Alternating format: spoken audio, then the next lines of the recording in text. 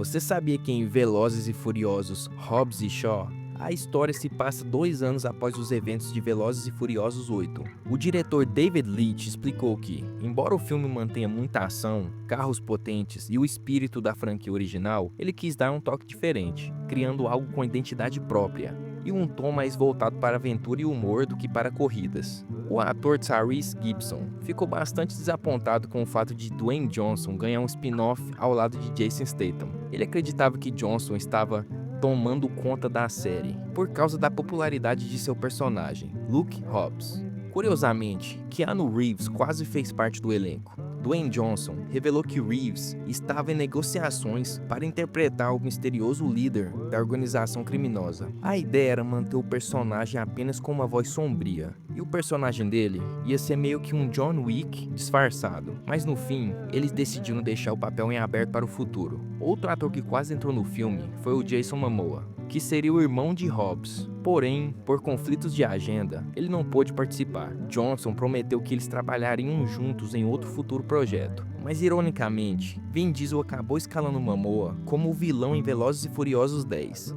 Esse é o terceiro filme da franquia que não conta com Vin Diesel como Dominic Toretto. Os outros dois foram Mais Velozes e Mais Furiosos e Velozes e Furiosos Desafio em Tóquio, embora Diesel tenha feito uma pequena participação no final de Desafio em Tóquio. Logo no começo do filme, o bulldog francês de Dwayne Johnson, chamado Hobbs, aparece deitado na cama enquanto o personagem faz flexões no chão.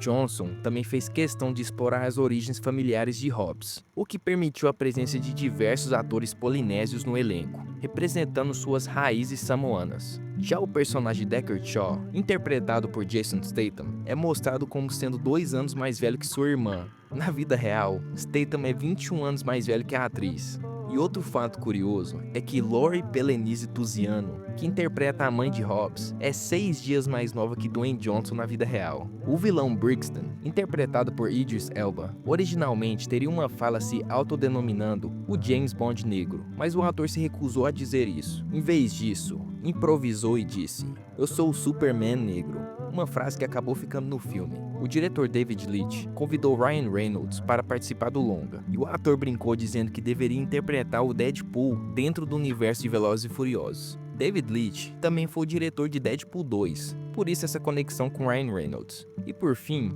Hobbs e Shaw marcou o último roteiro de Chris Morgan na franquia, roteirista responsável por todos os filmes desde Desafio em Tóquio em 2006. Você sabia quem tá dando onda? Logo no começo, quando perguntam ao Cody se ele tem alguma habilidade além do surf, ele responde: tipo o quê?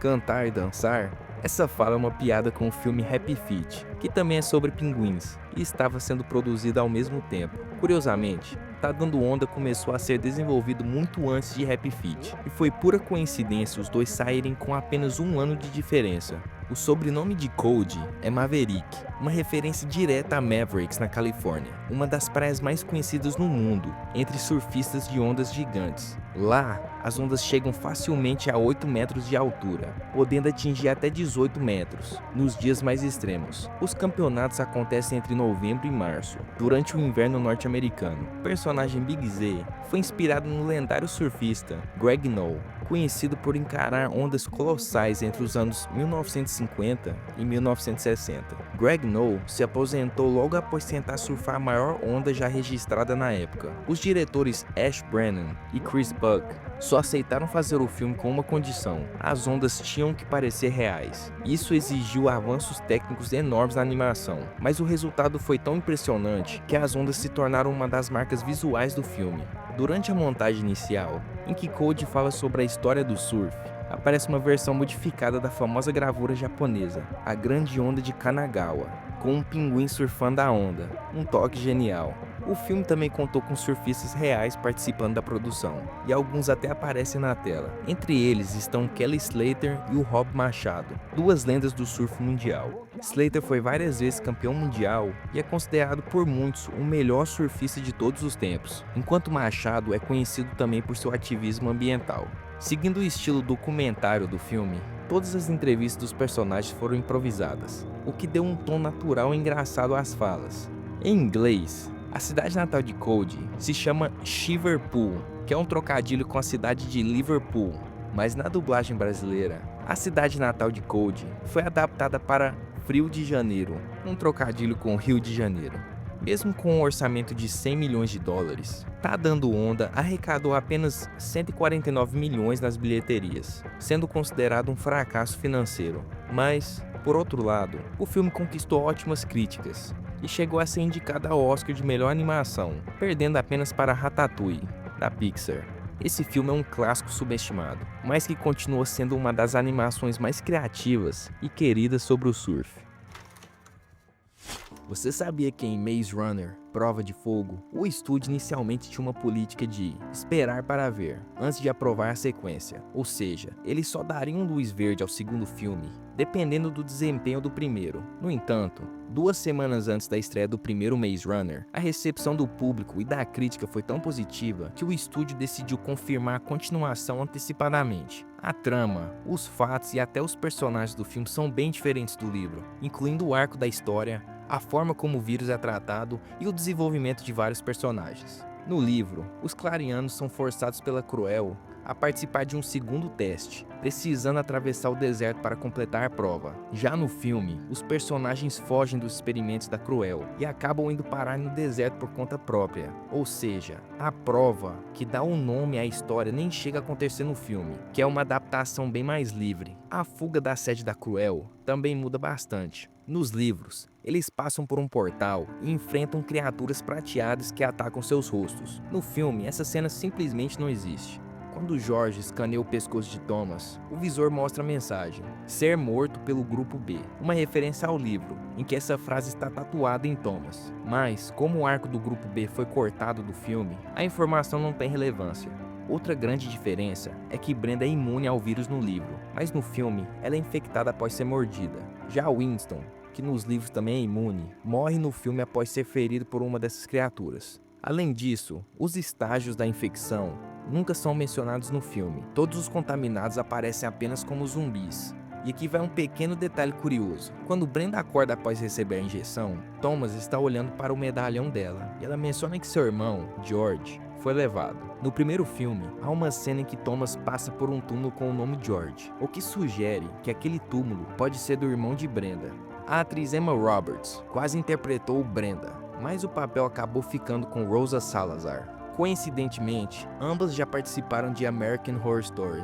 3 atores do elenco, Thomas Brody Sangster, Aidan Gillen e Nathalie Emmanuel, também participaram de Game of Thrones, mas só se conheceram pessoalmente durante as gravações de Prova de Fogo. E por fim, outra diferença marcante: George e Brenda, no filme, são retratados como não infectados e lideram um grupo de sobreviventes saudáveis, ao contrário do livro, onde estão cercados por vítimas da infecção. A motivação deles para seguir os clarianos é a esperança de encontrar refúgio com um grupo conhecido como Braço Direito.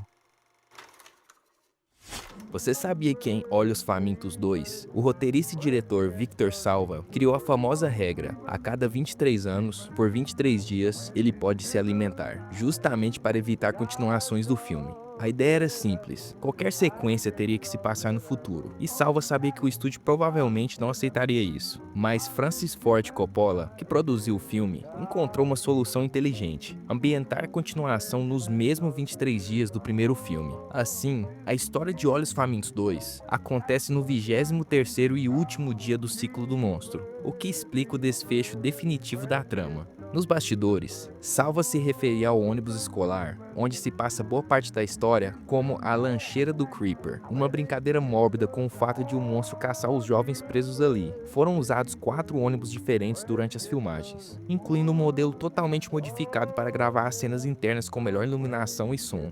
Anos depois, fãs apontaram um detalhe curioso: o Creeper foi meio burro ao gastar tanto tempo perseguindo um ônibus justamente no último dia de seu ciclo. Além disso, ele perde tempo aterrorizando os personagens, em vez de simplesmente atacá-los e se alimentar.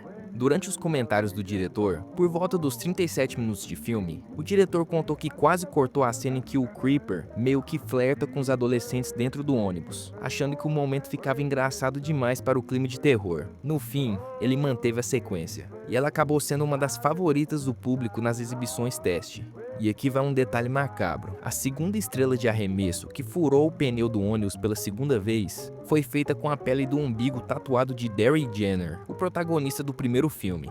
A atriz Gina Phillips recusou reprisar seu papel de Trish Jenner, mas Justin Long fez uma participação especial. Curiosamente, Gina voltaria a aparecer 14 anos depois, em Olhos Famintos 3.